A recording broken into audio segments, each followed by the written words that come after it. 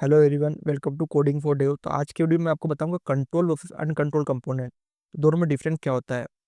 तो in React जो भी हमारे फॉर्म एलिमेंट्स रहते हैं जैसे इनपुट, टेक्स्ट एरिया, ये दो वे से हैंडल होते हैं, या तो कंट्रोल तरीके से हैंडल होंगे या अनकंट्रोल तरीके से हैंडल होंगे। तो इसकी दो अप्रोचेस रहती है। तो कंट्रोल कंपोनेंट्स क्या होते हैं?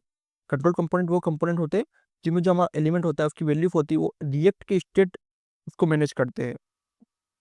जैसे जो रिएक्ट रहता है वो एक सिंगल फोर्स ऑफ ट्रूथ रहता है पर्टिकुलर इनपुट वैल्यू के लिए।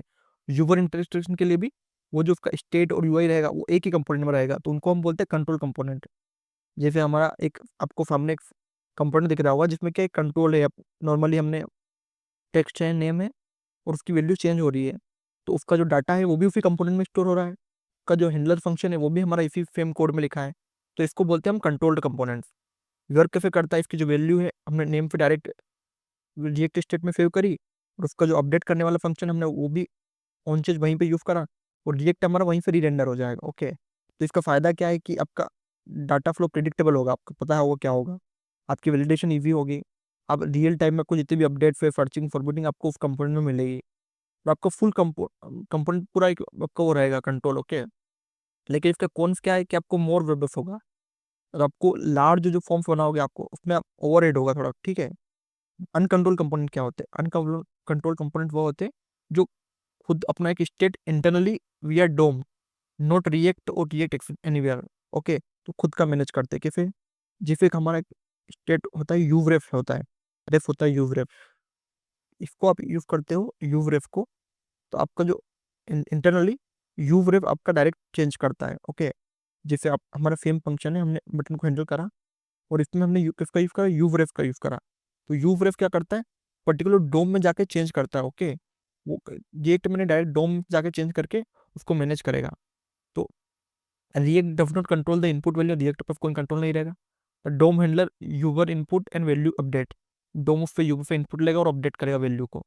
और react can read the value of ref dot current dot value, ये जो हमारा फंक्शन है इसके द्वारा उसकी वैल्यू को एक्सेस करेगा।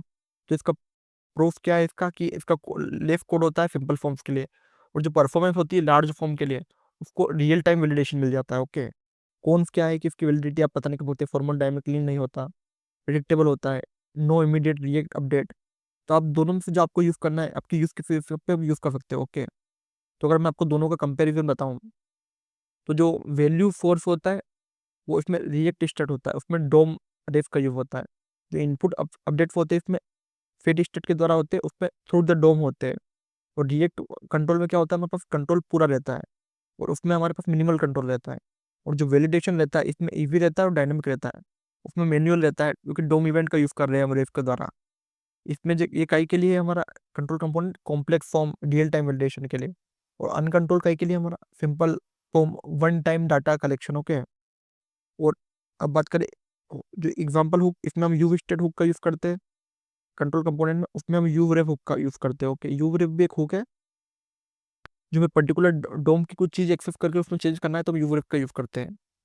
तो वेन टू यूज विच, कब आपको क्या यूज करना है, जब आपको रियल टाइम वैलिडेशन करनी हो, फॉर्मेटिंग करनी हो, तब कंट्रोल का यूज करो।